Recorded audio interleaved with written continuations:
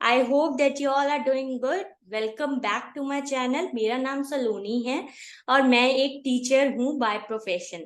आज की वीडियो में मैं उन लोगों के बारे में बात करने वाली हूँ जिनको इंग्लिश बिल्कुल भी नहीं आती है, जो कि बिल्कुल भी नहीं बोल पा रहे हैं इंग्लिश, या जिनको बिल्कुल भी समझ ही नहीं आती है इंग्लिश। आज की वीडियो में मैं उनके लिए बताना चाहती हूँ कि आप कैसे इंग्लिश को लर्न कर सकते हैं। यस। कई बार क्या होता है कि हमें इन जिस चीज की नॉलेज नहीं होती है उसको हम पढ़ पढ़ भी लें तब भी हमें समझ नहीं आती है। आज मैं आपको एक सही तरीका बताने वाली हूँ कि आपको शुरू कहाँ से करना है। ओके।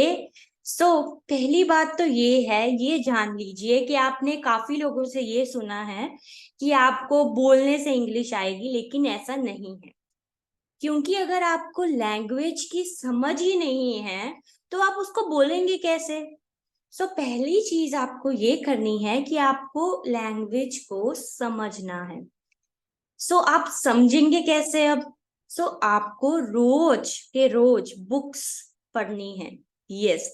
या तो बुक्स पढ़ लीजिए, या फिर आर्टिकल्स पढ़ लीजिए, या फिर न्यूज़पेपर पढ़ लीजिए। लेकिन क्वेश्चन तो फिर भी वही है कि अगर हमें इंग्लिश बिल्कुल भी नहीं आती है तो हम अगर पढ़ भी लेंगे तो हमें समझ कैसे आएगी। आपको एक काम करना है, जो भी वर्ड आपको समझ नहीं आता है उसको आप गूगल ट्रांसलेट कर सकते हैं। इंग्लिश टू हिंदी ट्रांसलेट करिए।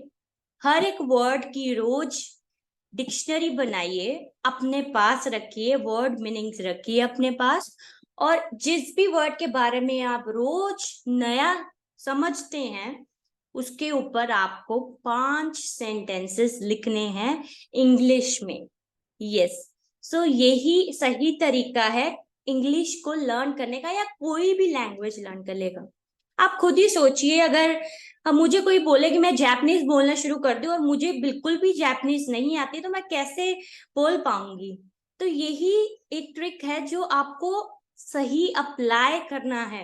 क्योंकि अगर आपको पता ही नहीं एडिमेंट का मीनिंग क्या है तो आपको यहाँ यूज करना है, तो आप कैसे यूज करेंगे जब आपको मतलब ही नहीं पता उसका। इसीलिए आपको पहली चीज ये करनी है कि रोज के रोज आपको बुक्स या फिर नोट, कुछ भी नोटबुक्स पढ़ सकते हो या फिर न्यूज़पेपर पढ़ सकते हो, और पढ़ने के बाद उसको हिंदी में कन्वर्ट करके अपनी भाषा में समझने की कोशिश करनी है। ठीक है।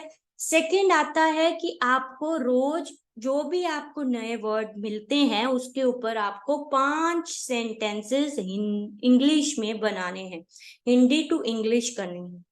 तभी आपको लैंग्वेज की समझ आएगी। लेकिन अब आप बोलेंगे कि हमें तो इन एट द भी नहीं पता है, हमें तो ये भी नहीं पता कि एक इंग्लिश में सेंटेंस कैसे लिखते हैं। मैंने एक वीडियो उसके ऊपर बनाई है कि आप एक इंग्लिश में सेंटेंस कैसे बना सकते हैं, वो भी 3 सेकेंड्स में।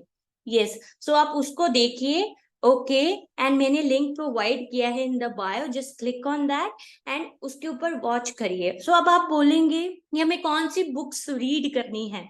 आपको किड्स स्टोरीज रीड करनी है। यस। क्योंकि अभी आप नए हैं, ठीक है, आपको इंग्लिश का कुछ नहीं पता, आपको बेसिक इंग्लिश भी नहीं आती है। क्योंकि मैंने काफी लोगों से इंटरेक्ट किया है अब तक, मैं ग्लोबल टीचर हूँ, मैंने इंडिया में कितने लोगों से बातचीत कर चुकी हूँ मैं अब तक, और मैंने ये पाया है कि कितने लोग हैं जिनको सिर्फ हिंदी आती है और वो हिंदी टू इंग्लिश नहीं बोल पा रहे, या फिर उनको बिल्कुल भी समझ नहीं आती।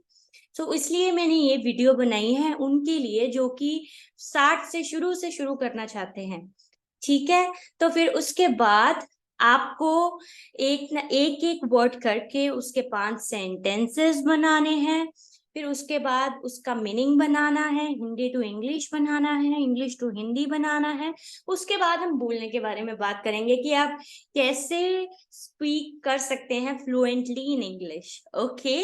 आई hope that you like my video. अब ये मत कीजिएगा कि जल्दी से जी हमने वीडियो बंद करने जा रहे हैं और हमने बीच में वीडियो छोड़ दिया। No, please please subscribe to my channel, क्योंकि मेरा चैनल अभी नया है, मैं जानती हूँ, लेकिन इस चैनल पे मैं ऐसे कंटेंट डालने वाली हूँ जो कि आपको हेल्प करेगा। सो अगर आप मेरे चैनल पे नए हैं, please subscribe to my channel, मुझे आपकी सपोर्ट की जरूरत है। एंड आई होप दैट मेरा कंटेंट आपके काम आएगा।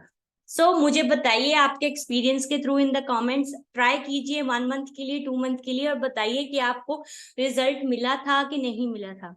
ओके, सो किड स्टोरीज से स्टार्ट किए, धीरे धीरे करके इंटरमीडिएट लेवल पे आएंगे, फिर एडवांस लेवल पे आएंगे। तो धीरे धीरे करके हम इंग्लिश सीखेंगे, हमें जल्दी नहीं है, क्योंकि पेशेंस, कोई भी लैंग्वेज में पेशेंस चाहिए उतने। कोई भी चीज कर लो, चाहे कुछ भी कर लो, आपको उसमें टाइम लगता ही है।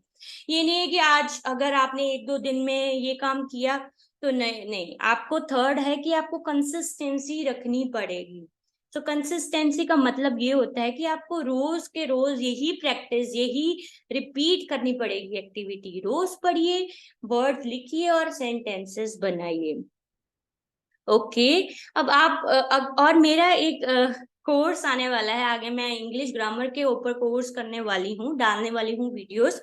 सो अगर आपको इन एट द के बारे में कुछ नहीं पता है, तो आप वो कोर्स के ऊपर आप क्लिक कर सकते हैं और अपना रोज रेगुलर वीडियोस देखिए मेरी, और आपको इजीली समझ आ जाएगा कि आपको इंग्लिश में बीनीथ को क्या कहते हैं, यहाँ बिसाइड को क्या कहते हैं, या फिर prepositions क्या है, प्रेजेंट टेंस क्या है, past tense, everything. Okay, so I hope that you liked my video. Again, I'm requesting to subscribe and meet you soon in the next video. मैं आपसे next video में मिलती हूँ, and till then, bye, take care.